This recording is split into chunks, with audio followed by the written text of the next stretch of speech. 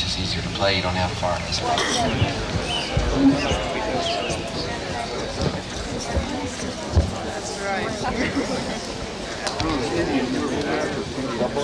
Where are we? Earth. Okay, that's a good place to start. Well, I don't know exactly what anybody would like to do here, especially me. But if anybody has any ideas, yes, sir. Yeah, how do you do that? Well, who doesn't do that? I knew that would be the first question. You do that when you're a kid? It's really done with a synthesizer that's inside my guitar. No, when I was a kid, somebody gave me a record for my birthday. It was called Hopalong Cassidy and the Singing Bandit. All right. And you know, like when you have those Bozo the Clown records, and every time it was turned, you have a little booklet that comes with it, and as the story goes along, and then like Bozo Under the Sea, and he says, "Remember, kids, it's time to turn the page when you hear the bubbles." Well, in Hopalong Cassidy and the Singing Bandit, it was time to turn the page every time you heard the bandit go, "Yeah."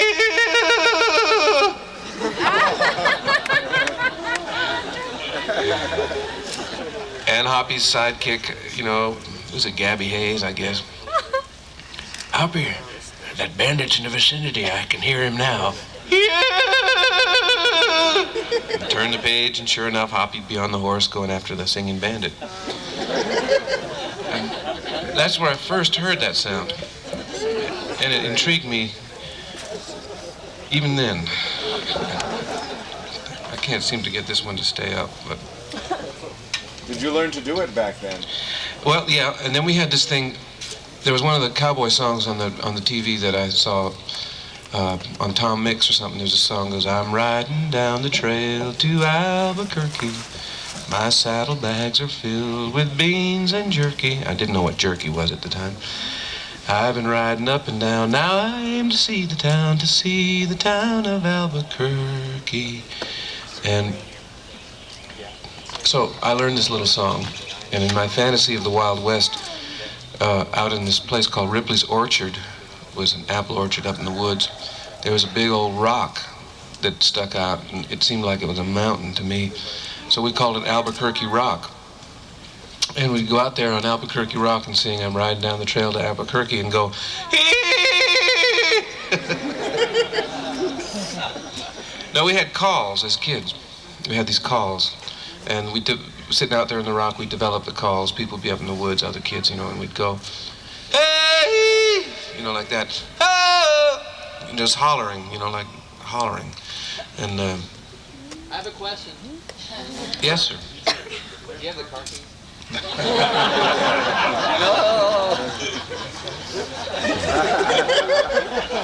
Could you repeat the question? What's that?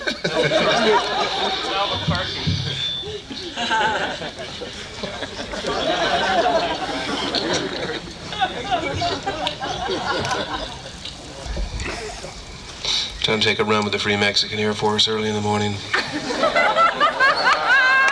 I needed the car keys. But yeah, and then I had a great back stairs in the house where I grew up, and it was the best place to sing and play ukuleles, and it was always dark and cool. I remember that, and it was in the back of the house. It had a great sound, so whenever there was a good sound, you'd all start fooling around with your voice and keep thinking of the Singing Bandit and the way he did that. Actually, I'd never used that particular sound. I tried to learn how to yodel from hearing cowboy music on the radio. You know, those songs, I mean, I can never, ever do it, but the songs that went, you know, like, "She taught me how to yodel, yodel-a-dee. She taught me how to," and then at the very end, they'd always go, and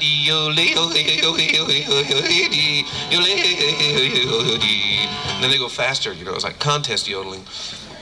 And I didn't really like that stuff too much, so I kind of would just keep going. You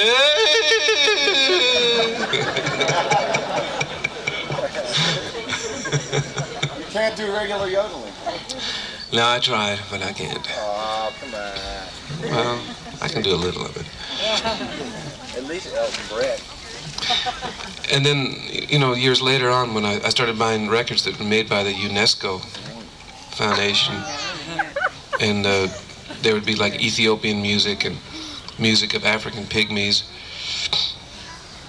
Tibetan chanting and things like this, and I'd listen to this stuff too, and I thought that those sounds were good, so I tried to incorporate them into kind of free singing. And there was another jazz singer named Leon Thomas who sang that quivering yodel kind of in pitch, you know, all through a song with Pharoah Sanders. And I listened to him, and I liked what he did. So I decided to revive the singing bandit style of yodeling. And around that time, I was out traveling to the West Coast to get with my brothers and David Grisman and Olden in the Way after I left this band C-Train on the East Coast. And I was driving there and was camped out in northern New Mexico. And, well, it was southern Utah, really, overlooking Monument Valley. And by this time, I had taken some sweat lodges with different people who had been with Indians and sometimes with Indians themselves, and heard how they'd sing and chant to raise spiritual power and strength. And when I wrote Land of the Navajo, I was overlooking the land of the Navajo. It was amazing, and the wind was whistling, and I was out on the edge of this mesa. And out towards the edge of the mesa, it got skinnier and skinnier until at the very, very end, it was about as, well, the boulder might have been just like the end of this stage here, and then a sheer drop for about a half a mile down there. And I remember sitting out there and scaring myself to death. And I went,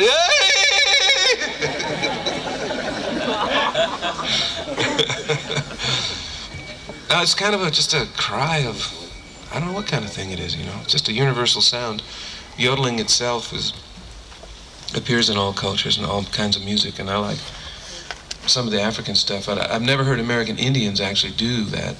I use it as just in conjunction as a free expression with the chanting that I've picked up from the Indians of the Southwest. And would I play it? Well,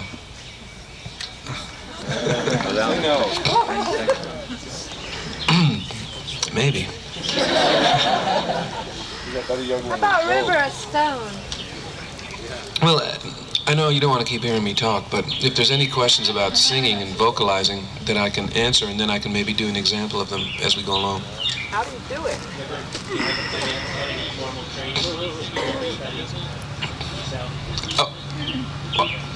Wait, could we have 3 people at once, please? I can. Okay, I heard your question, sir. Excuse me, sir, in the back, what was your question? Could you tell that bird to be quiet just for a second? That's my pal. Oh, wait, he's asking a question. The answer is yes.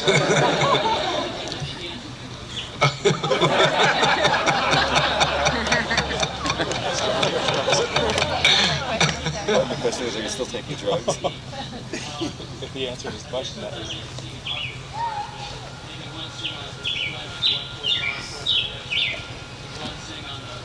In a particular chord.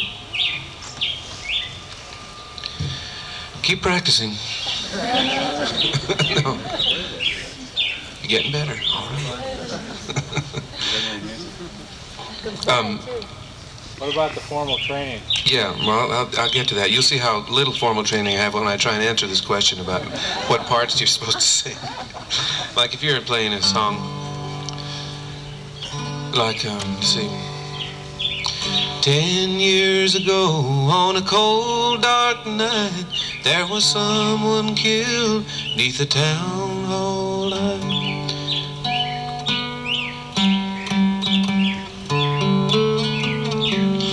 Generally, like your first note is, then the next guy would be, 10 years ago on a cold, dark night. It's just the next note in the chord up, and you just kind of go parallel.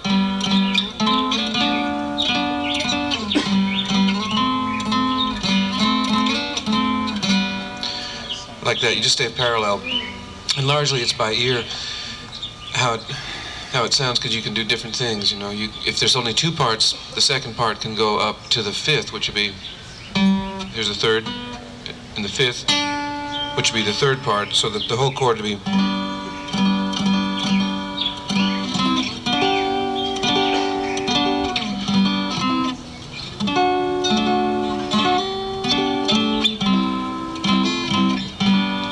Just keep the chord happening. Wherever the melody goes, the other parts just, that's close harmony, they go with it. But if you're just using two parts, like a lot of Bill Monroe stuff, the duets, there's in two parts, so that the lead would be 10 years ago, and the harmony would be, or the Louvin brothers even are like this. They go, the second part would go up to the third part because there's room to do it. They would go.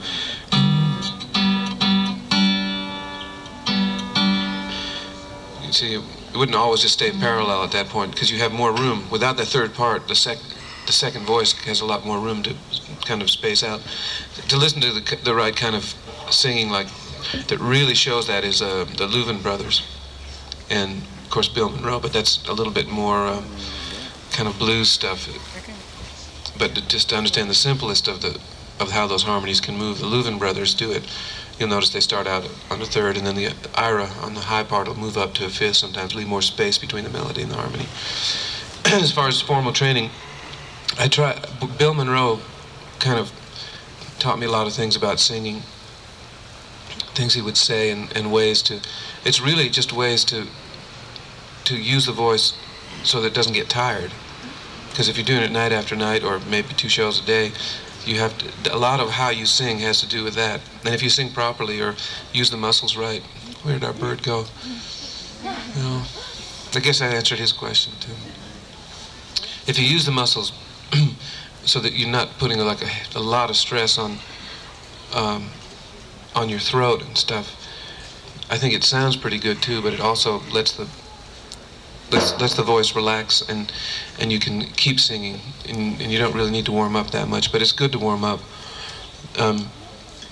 I've searched out different kinds of techniques and sort of trainings, but the real training I've had is just trying to last, you know, have my voice open up more and more, and not get exhausted in a singing situation, get hoarse and stuff like that. They say that yodeling is real bad for your voice, but what the heck, it hasn't hurt mine yet. Wow, that happened. Yeah, there is a kind of warm-up I do. I mean, if I was gonna say, yeah, what should you do to practice your voice, I'd say just to scales, you know, piano or guitar, just, you know, la la la la la la la la la la la la la, and take a good deep breath before you start. And every time there's a pause, take another breath as hard and deep as you can, so that you never end up like I sometimes do at the end of a line with no breath at all, kind of turning blue in the face. I'll show you what I mean, like, be like 10 years ago, on a cold, dark night, at the end of night, I was looking at a very pretty girl, so I forgot to take a breath, but I'll show you how this time.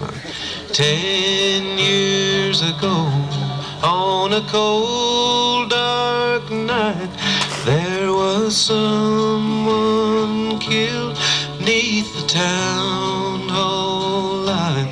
I mean, I'm exaggerating the sound, but really, if you breathe from your lower diaphragm, like in like a yogic kind of almost breathing exercise, practice like really deep breathing, but deep. Put your hand on your diaphragm, your lower stomach, and make sure that that's what's moving, not your upper chest. And then it's a sharp intake of breath before the next line that you sing. Like, down in the valley's so low, hang your head over, hear the wind blow. That way, every bit of that long line there that has spaces in between the words has the same breath value, the same intensity, and you have more control over the whole thing rather than trying to string it all out. Down in the valley,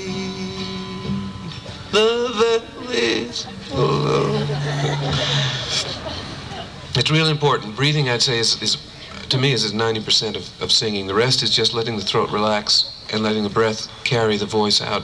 And the way to relax the throat is when you yawn. Go like that. Go when you yawn. Put your hand on your throat and feel where the muscles are.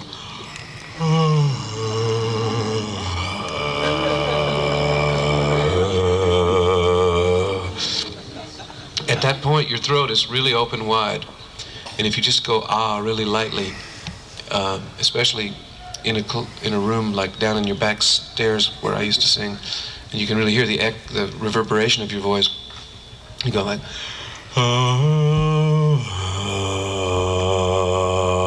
Anyway, I've read that the voice is at its most open when you're yawning. The throat, the clavicle, whatever it's called there, these muscles and bone structure really open up when you're yawning. So if you study what happens when you yawn, you can do that, and your mate will say, "Oh, you're bored. I'm boring you." And you go, "No, I'm just practicing my singing, dear." Just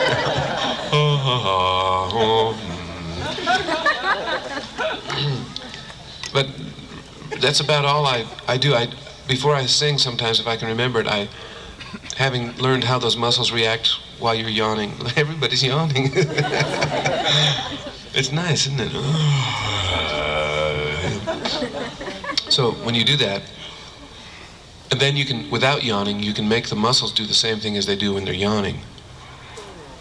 And before I go on, I will try and stretch those muscles, just using the muscles themselves, like in the back of my throat, at the base of your tongue, in the very back of your throat, where it connects to or the tongue bone connects to the neck bone. And kind of like that. And if I'm out of shape, which sometimes happens if you're not on the road for a while, well, I don't really practice, but I'll just try and sing a couple of songs in tune before I go on. That's always good training. And so my training is just what I've picked up as I go along, what I've read a little bit. I've taken a couple of vocal lessons from a girl who used to sing with me, Estrella Berasini. She's a real good singer. See, here's the 1, 3, 5, but there's also a 5 right below the lead note. Wherever the lead note is, if you're singing the natural harmony above it, and then there's a natural harmony above that, the way it repeats musically is that the next note below the melody note is that high note, and then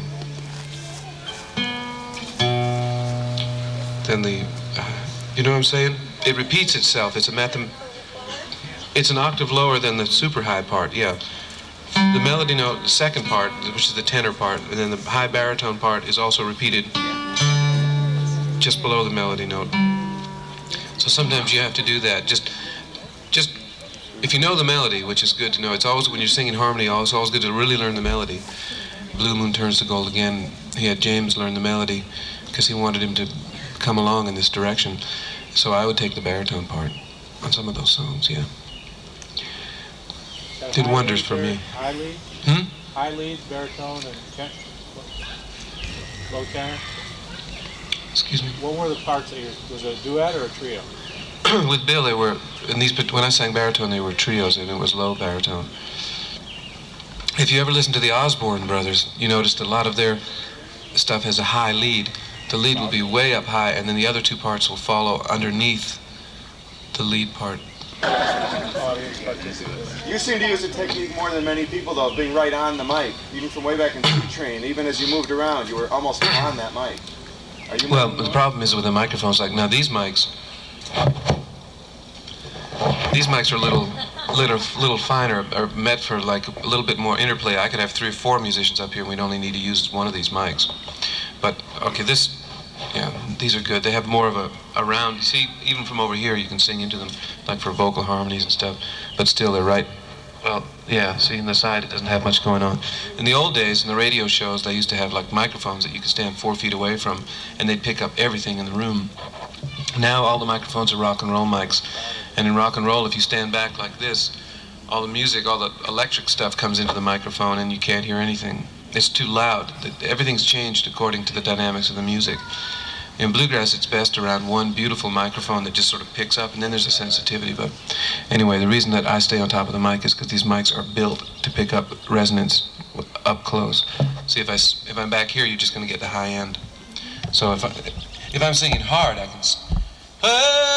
can get back, you know. So a lot of what I do is like, but at the same time, it seems to be what's happening musically. So,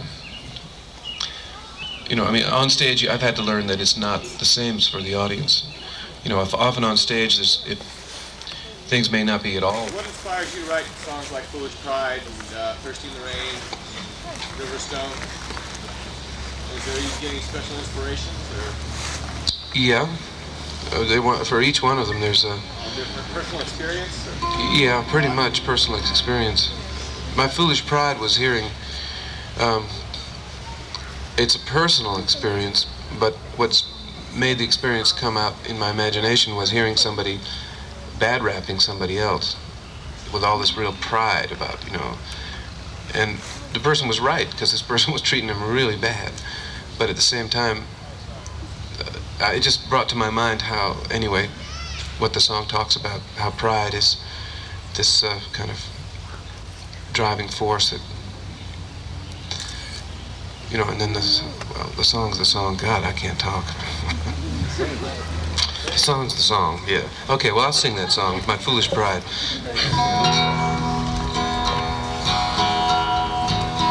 Well, it was early Sunday morning, without any warning. My woman awoke and said, I've got to get away. At first I laughed with the pain, then I cursed without shame. I said, go ahead, you always wanted your own way. But if you go, leave the door to your heart open wide. You're taking your love and leaving me here, but I've got my pride. Now I'm laughing out loud, but I'm crying deep inside.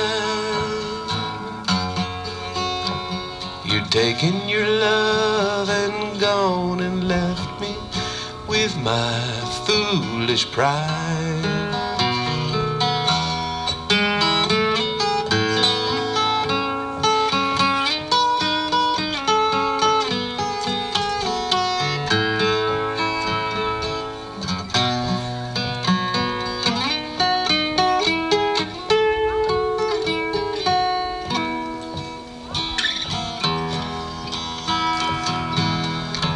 Now the dawn is broken with all the tears we've spoken. You know I never meant the meanness anyhow. In my heart I'm begging you to stay, but pride is getting in my way. Now there's nothing left that I can say out loud. But when you go, leave the door to your heart open wide. You're taking your love and leaving me here, but I've got my pride. Now I'm laughing out loud, and I'm crying deep inside. You're taking your love and gone and left me with my foolish pride.